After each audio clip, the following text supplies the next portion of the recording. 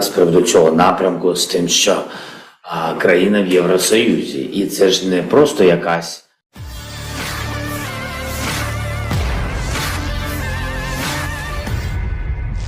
Presiden Volodymyr Zelensky mengapresiasi kerja jurnalis Ukraina yang disebut menunjukkan kepada seluruh dunia eksploitasi para pembela Ukraina. Zelensky mengumumkan hal ini di Telegram pada Hari Jurnalis Ukraina pada Kamis 16 Februari 2023.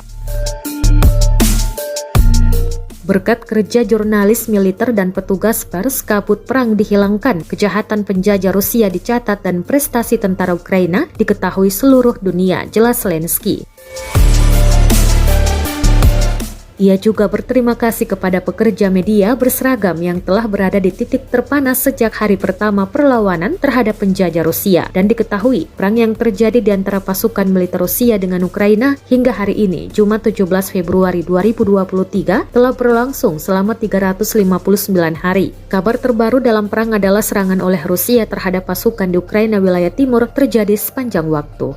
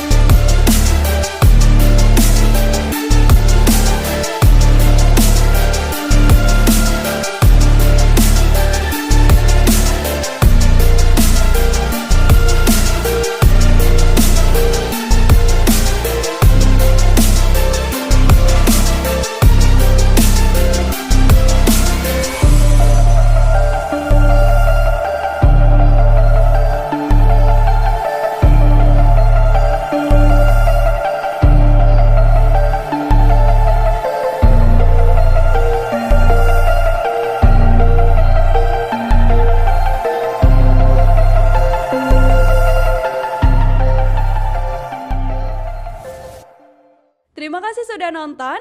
Jangan lupa like, subscribe, dan share ya.